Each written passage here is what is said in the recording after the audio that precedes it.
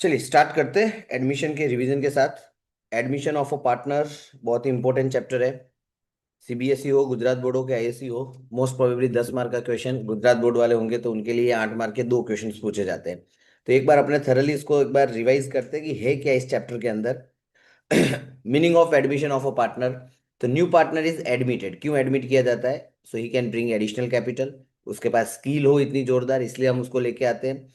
उसको लाने से हमारी गुडविल बढ़ सकती है, हमारी फाइनेंशियल पोजीशन सही हो सकती है, और उसको हम फ्यूचर प्रॉफिट में क्या देंगे? हिस्सा देंगे। ऑन एडमिशन ओल्ड पार्टनरशिप जो होगी वो क्या हो जाती है? एंड हो जाती है और एक न्यू पार्टनरशिप बिगिन हो जाती है। फिर हमको बहुत बार ये रेशियो निकालने की जरूरत पड़ती है, new profit sharing ratio. And when only new partner share is given, तो हमें पता है अच्छे से क्या करना है। हम रिमेनिंग शेयर कैलकुलेट करेंगे। रिमेनिंग शेयर हम कैसे कैलकुलेट करेंगे? तो one minus new partner share. One minus new partner share करने के बाद जो रिमेनिंग शेयर आएगा वो हम किसको दे देंगे? ओल्ड पार्टनर को। कौन से रेशियो में? ओल्ड रेशियो में।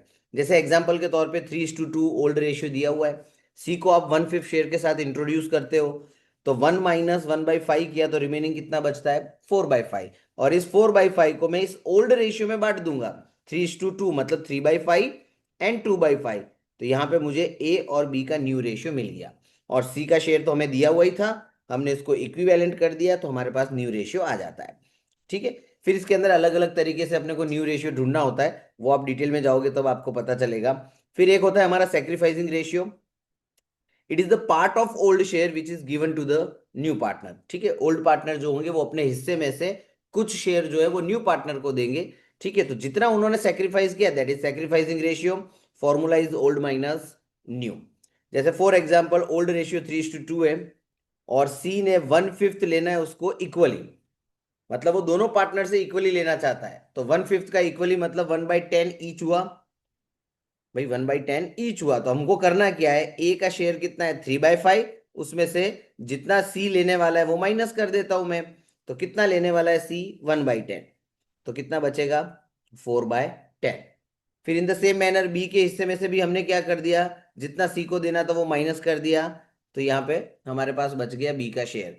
तो यहाँ पे सैक्रिफाइसिंग रेशियो क्या हुआ? तो यहाँ पे क्लियरली बोला हुआ था इक्वली वो ले रहा है, इक्वली ले रहा है, दैट मीन 1:1। और जब अगर आप ओल्ड पार्टनर में से वो सेक्रीफाइसिंग वाला हिस्सा माइनस कर दोगे तो आपको जो मिला वो कौन सा रेशियो हुआ? New ratio. ठीक है, तो रेशियो के क्वेश्चंस तो होंगे ही हमारे एग्जाम के अंदर। फिर नया पार्टनर जब कैपिटल लेके आता है तो हम क्या एंट्री करते हैं? Cash account debit to new partners capital. Okay. और फिर गुडविल का ट्रीटमेंट जो सबसे इंपॉर्टेंट होता है। Goodwill paid credited to sacrificing partners only. सिर्फ किसको दिया जाएगा गुडविल का पैसा? सेक्रीफाइसिंग पार्टनर्स को ही दिया जाएगा। अच्छा, अगर कोई गेनिंग वाला आ जाए तो उसको भी गुडविल लानी पड़ती है, और वो लाके किसको देगा? सेक्रीफाइसिंग वाले को देगा। मतलब घूम फिर के फायदा किसको होने वाला है? सेक्रीफाइसिंग वाले को होने वाला है। अब गुडविल कैसे आ सकती है? या तो वो रोकड़े में लाएगा, या वो असेट में लाएगा, या वो नहीं लाएगा। नहीं लाएगा तो हम कौन सा अकाउंट डेबिट करेंगे? न्यू पार्टनर्स कैपिटल अकाउंट या फिर न्यू पार्टनर्स करंट अकाउंट। अगर कैश में लाता है तो ओनली कैश अकाउंट डेबिट। सिर्फ असेट लाता है तो सिर्फ असेट अकाउंट डेबिट। नहीं लाता है तो उसका अकाउंट डेबिट। और अगर वो तीनों वे से लाता है कि फॉर एग्जाम्पल 50,000 गुडविल है, जिसमें वो 10,000 रोकड़े में लाएगा, 30,000 की एक असेट देगा, और 10,000 रुपए वो नहीं ला रहा, तो हमको इस तरीके से एंट्री कर देनी है। जितना कैश लाया उसमें कैश में डाल देंगे, जो असेट लाया वो असेट में डाल देंगे, और जो नहीं लाया उसमें नए पार्टनर का अकाउंट डेबिट कर देंगे। टू गुडविल, जिसमें हम बेसिकली यूज करते हैं प्रीमियम फॉर गुडविल। फिर इसी प्रीमियम फॉर गुडविल को आपको क्या कर देना है? सेक्रीफाइसिंग पार्टनर्स को बांट देना है। कौन से रेशियो में? सेक्रीफाइसिंग रेशियो में। और अगर कोई गेनिंग कर लेता है तो गेनिंग वाला भी गुडविल लाएगा, तो एंट्री क्या होगी? Gaining partners capital to sacrificing partners capital.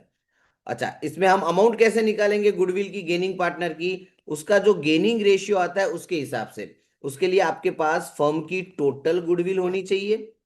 ठीक है, उसमें गेनिंग रेशियो से आप मल्टीप्लाई करोगे तो गेनिंग वाला कितना गुडविल लेके आ रहा है वो आपको मिल जाएगी। और वो जो भी गुडविल लाएगा देगा किसको? सेक्रीफाइसिंग वाले को। तो क्वेश्चन में ध्यान से देख लेना है जब आप रेशियो कैलकुलेट करो तो, कि सेक्रीफाइसिंग रेशियो निकालते वक्त अगर कोई गेनिंग रेशियो आ गया है तो गुडविल का ट्रीटमेंट भी आपको करना पड़ेगा उस गेनिंग पार्टनर के लिए। और अगर आपके पास बैलेंस शीट में कोई गुडविल पड़ी है तो आपको गुडविल को क्या करना पड़ेगा? राइट ऑफ करना पड़ेगा। और राइट ऑफ करने के लिए हम क्या एंट्री करेंगे? Old partners capital account debited to goodwill. ये न्यू रेशियो में नहीं होता, ये कौन से रेशियो में करते हैं हम? ओल्ड रेशियो में, क्योंकि नए पार्टनर के आने से पहले की गुडविल है ये। ठीक है, नए पार्टनर का इससे कोई लेना देना नहीं है। तो जो ओल्ड पार्टनर बैठे होंगे उनके ओल्ड रेशियो में ये गुडविल जो है हम राइट ऑफ कर देंगे। सो पार्टनर्स के अकाउंट में डेबिट साइड आ जाएगा, और गुडविल कहीं लिखनी नहीं है, ये जो बैलेंस शीट में पड़ी है वहां से ये रिमूव हो गई। अब जब आप नवी बैलेंस शीट बनाओगे तो ये पुरानी वाली गुडविल लिखने की जरूरत नहीं है आपको। ठीक है, चलिए फिर एक और कॉन्सेप्ट था हिडन गुडविल करके। हिडन गुडविल के लिए सिंपली हमको एक निकालनी है इम्प्लाइड कैपिटल और एक होती है एक्चुअल कैपिटल। इम्प्लाइड कैपिटल का मतलब क्या कि जो नया पार्टनर कैपिटल लेके आ रहा है, ठीक है, जो भी कैपिटल वो ब्रॉड करके लेके आया उसके शेयर से उसको डिवाइड कर देंगे। जैसे फॉर एग्जांपल 4 लाख रुपीज उसकी कैपिटल है और उसका रेशियो कितना है कि भाई 1/5। ठीक है, डिवाइड करेंगे तो ये उल्टा नहीं हो जाएगा, इसको इस तरीके से लिखा जाएगा 5/1। तो टोटल कैपिटल कितनी होगी फर्म की? 20 लाख।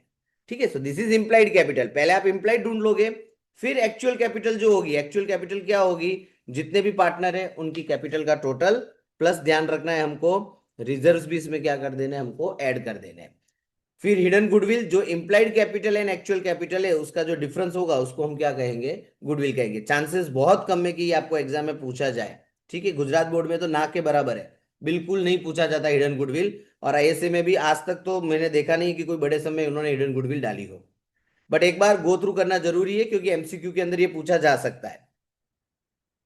चलिए फिर सबसे इंपॉर्टेंट जो एडमिशन के अंदर होता है हमारा revaluation and reassessment of asset and liability.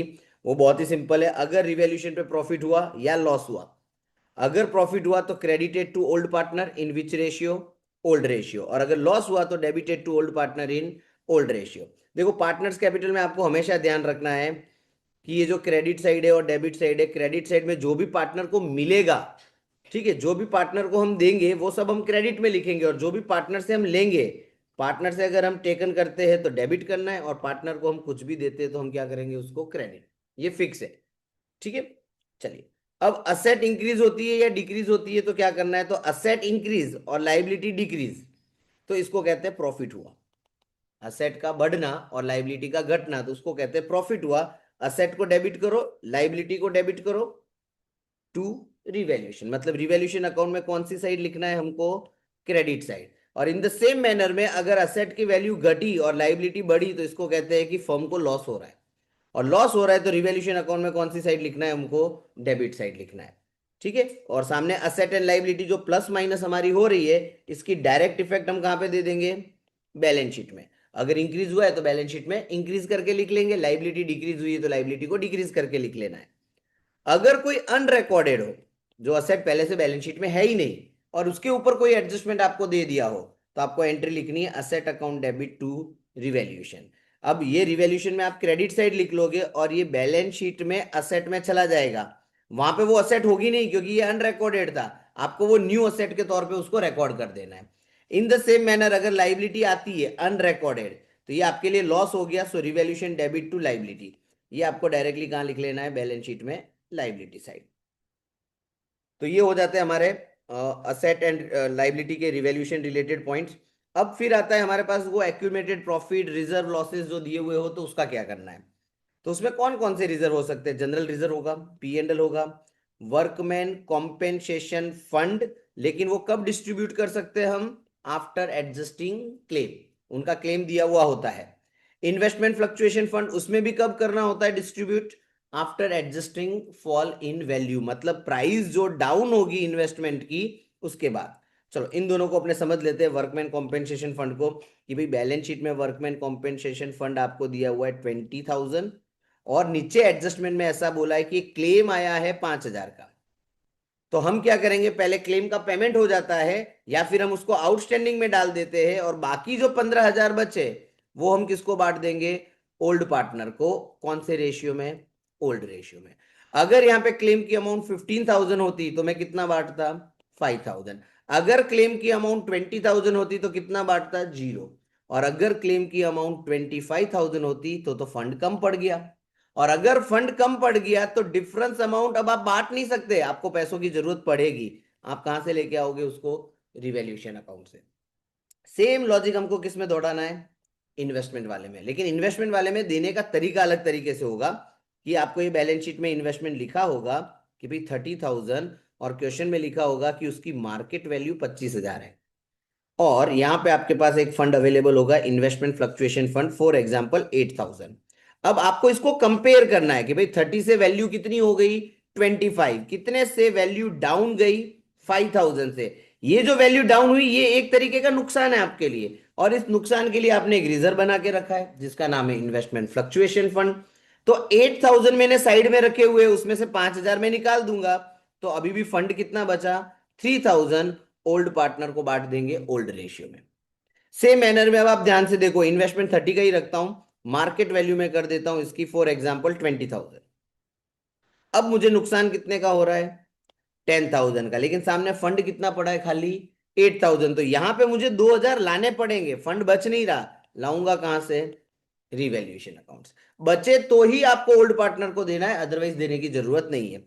अब अगर यहां पे आपकी मार्केट वैल्यू हो गई 32,000, तो यहां पे तो आपको क्या हो रहा है, लॉस नहीं हो रहा, क्या हो रहा है प्रॉफिट। प्रॉफिट का इस फंड से कोई लेना देना नहीं है। जब भी हम कोई फंड बनाते हैं वो सिर्फ किसके लिए बनाया जाता है, लॉस के लिए बनाया जाता है। अगर प्रॉफिट हुआ है तो डायरेक्टली कहां लिख लेंगे हम उसको, रिवैल्यूएशन अकाउंट में। तो ये इन्वेस्टमेंट वाला पॉइंट हो गया, और वर्कमैन कॉम्पेंसेशन वाला। हाँ, डेफर्ड रेवेन्यू एक्सपेंडिचर हो सकते हैं, एडवर्टाइजमेंट सस्पेंस हो सकते हैं, इन सबको हमको डिस्ट्रीब्यूट कर देना है ओल्ड पार्टनर को ओल्ड रेशियो में। प्रॉफिट है मतलब लाइबिलिटी साइड वाला रिजर्व है, तो एंट्री क्या होगी, रिजर्व टू ओल्ड पार्टनर। और अगर असेट साइड वाला कोई पी एंड एल हो गया या फिर कोई डेफर्ड एक्सपेंस हो गया, तो उसकी एंट्री होगी ओल्ड पार्टनर टू लॉस। कैसे पता चले रिजर्व को डेबिट करना है, क्योंकि लाइबिलिटी साइड कौन सी होती है, क्रेडिट, तो उसको डिस्ट्रीब्यूट करने के लिए क्या कर देंगे हम उसको, डेबिट। असेट की साइड कौन सी होती है, डेबिट, तो उसको डिस्ट्रीब्यूट करने के लिए क्या कर देते हैं हम उसको, क्रेडिट।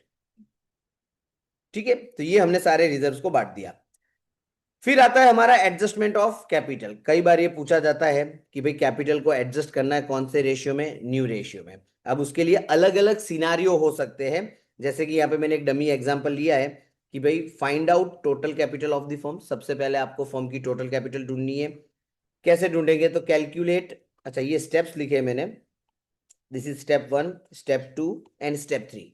स्टेप 1 क्या है कि भाई फर्म की टोटल कैपिटल ढूंढो। स्टेप 2 क्या है, हर एक पार्टनर की कैपिटल को कैलकुलेट करो। और स्टेप 3 क्या है, उसको एग्जिस्टिंग कैपिटल से क्या करो, कंपेयर करो।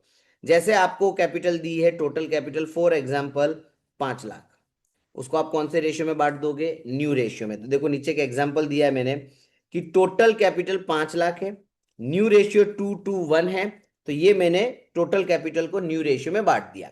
अब आपने जो ये कैपिटल बांटी है ये आपका सीडी हो गया, और आपके पास ओल्ड कैपिटल पड़ी होगी, आपको इसके साथ कंपेयर करना होता है। हम बेसिकली कंपेयर कैसे करते हैं, अकाउंट बना के, और वो जो डिफरेंस आता है वो हम किस में लिखते हैं, कैश में, या तो कैश में लिखेंगे या फिर करंट अकाउंट के अंदर लिखा जाता है।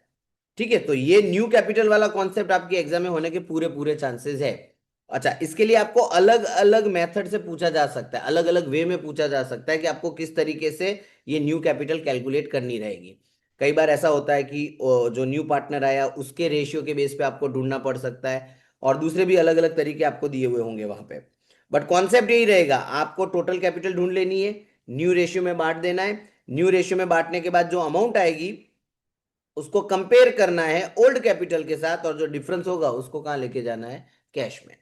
ठीक है, या फिर करंट अकाउंट में। कुछ ना दिया हो तो किस में लेके जाएंगे हम, कैश अकाउंट में। और बोला हो कि नहीं करंट में लेके जाना है तो आपको करंट में लेके जाने का। Calculation of adjusted capital after revaluation. Revaluation के बाद अगर कोई एडजस्टेड कैपिटल वाला हो, जैसे अभी मैं आपको बता रहा था, तो सबसे पहले ओल्ड कैपिटल, रिजर्व्स जितने भी डिस्ट्रीब्यूट कर दिए वो, रिवैल्यूएशन का प्रॉफिट एंड लॉस, अगर प्रॉफिट हुआ है तो प्लस, लॉस हुआ है तो माइनस, और गुडविल अगर हमने सैक्रिफाइसिंग रेशियो में उसको बांट दिया है तो। बैलेंसिंग फिगर को हम क्या करेंगे, एडजस्ट करेंगे। अब ये बेसिकली हम क्या करते, इस तरीके से नहीं करते। हम क्या करते थे, हम लेजर बनाते थे, क्रेडिट साइड का टोटल करते थे, डेबिट साइड माइनस करते थे, और जो बच गया उसका टोटल करते थे। वर्किंग में हम सबकी सीडी लिखते थे, फिर उसको टोटल में लेके आते थे, और फिर उसको कौन से रेशियो में बांटते थे, न्यू रेशियो में। और न्यू रेशियो में बांटने के बाद हमारे पास हर एक पार्टनर की कैपिटल आती थी, वो हमारी एक्चुअल सीडी होती थी, और उसको आप कंपेयर करते थे, मतलब दोबारा अकाउंट क्लोज करते थे, तब आपको मिलता था डिफरेंस, और जो डिफरेंस मिलता था उसको आप लेके जाते थे कैश या फिर करंट अकाउंट में। ठीक है, ऐसे भी कर सकते हो, कोई प्रॉब्लम नहीं, बट लेजर वाला सही रहता है, कोई पॉइंट रह नहीं जाएगा उसमें। इसके अंदर कोई पॉइंट मिस हो गया तो आपका आंसर रॉन्ग हो जाएगा। चलिए, पार्टनर्स करंट अकाउंट भी हो सकता है। अगर फर्म जो है फिक्स कैपिटल मेथड यूज कर रही है तो सारे एडजस्टमेंट आपको कहां लिखने हैं? करंट अकाउंट में लिखने, कैपिटल अकाउंट में नहीं लिखने। कैपिटल अकाउंट सिर्फ बनाने के लिए बनाना है, उसके बाद उसको क्लोज करके बैलेंस शीट में डाल देना है। चलो, अब बैलेंस शीट एडजस्टमेंट क्या क्या पूछे जाते हैं, जिसमें सबसे बड़ा क्वेश्चन अपना बनता है, आउटस्टैंडिंग एक्सपेंस हो सकते हैं, प्रीपेड एक्सपेंस वाला पॉइंट हो सकता है, इंटरेस्ट ऑन लोन हो सकता है, प्रोविजन फॉर बैड डेट्स हो सकता है, डेप्रिसिएशन ऑन असेट हो सकता है, अनरिकॉर्डेड असेट एंड लाइबिलिटी वाले एडजस्टमेंट हो सकते हैं। सारे के सारे एडजस्टमेंट कहाँ जाने वाले हैं? रीवैल्यूएशन अकाउंट में। यहाँ पे मैंने एक समरी लिख ली है कि अगर असेट इंक्रीज हुई तो जनरल एंट्री किया, asset decrease liability increase liability decrease, ये हमने ऊपर देखा था। अनरिकॉर्डेड असेट एंड लाइबिलिटी भी देख लिया। अच्छा, अगर प्रोविजन फॉर डाउटफुल डेट्स बढ़ता है, ठीक है, तो एंट्री होती है revaluation debit to provision credit, क्योंकि ये प्रोविजन मेरी लाइबिलिटी है। अगर प्रोविजन घटता है तो एग्जैक्टली रिवर्स हो जाएगा। स्टॉक ओवर वैल्यूड है तो फिर हमको उसको कम करना पड़ेगा, मतलब मेरी असेट रिड्यूस हो रही है। और अगर स्टॉक आपका अंडर वैल्यूड है, मतलब स्टॉक को बढ़ाना पड़ेगा, असेट बढ़ रही है। तो ये अगेन घूमते फिरते इसी से रिलेट करते हैं टॉपिक, बट आपको ये आइडेंटिफाई करना पड़ेगा कि हो क्या रहा है, असेट बढ़ रही है कि घट रही है। पूरे चैप्टर में आप देखोगे तो सब में सिर्फ यही है, इंक्रीज डिक्रीज इंक्रीज डिक्रीज, ये चार के ऊपर ही पूरा रिवैल्यूएशन अकाउंट बना हुआ है। अब अगर आपको यही नहीं पता असेट क्या है लाइबिलिटी क्या है तो फिर दिक्कत हो जाएगी। चलो क्विकली एक बार ये चीज देख लेते हैं। रिमेनिंग शेयर कैसे निकाला जाता है? तो 1 - new partners capital. New share of existing partner कैसे निकालेंगे? तो जो रिमेनिंग शेयर निकाला है उसको किससे मल्टीप्लाई कर देंगे? ओल्ड शेयर के साथ। Sacrificing old minus new. Hidden कैसे निकालना है? Implied minus actual. प्रॉफिट, अच्छा इम्प्लाइड ढूंढेंगे कैसे? तो जो कैपिटल वो लेके आया डिवाइड बाय उसका शेयर। प्रॉफिट का डिस्ट्रीब्यूशन हमेशा कौन से रेशियो में होगा? ओल्ड रेशियो में। गुडविल हमेशा कौन से रेशियो में एडजस्ट करनी है? सैक्रिफाइसिंग रेशियो में। और रिवाइज कैपिटल अगर टोटल दिया है तो मैंने बताया था अभी, total capital into new ratio, और उसके बाद तुमको क्या निकाल देना है? डिफरेंस। तो ये तुम्हारा एडजस्टेड कैपिटल हो जाता है। ठीक है, सो इतनी सारी चीजें हैं हमारे एडमिशन में। इसके बाद जो अपना मास्टर क्वेश्चन है एडमिशन के ऊपर, वो एक क्वेश्चन आप सॉल्व कर दो, पूरा का पूरा एडमिशन आपका रिवाइज हो जाएगा। ठीक है, चलिए, तो ये पूरा क्विक फॉर्मूला टेबल अपनी कंप्लीट हो गई। अब इसके बाद मैं आपको एक मास्टर क्वेश्चन की लिंक भेजूंगा, जिसके अंदर पूरा का पूरा एडमिशन चैप्टर आपका रिवाइज हो जाएगा। ठीक है, उसके बाद आपको कोई भी डाउट हो तो आप मुझे व्हाट्सअप कर देना। चलिए।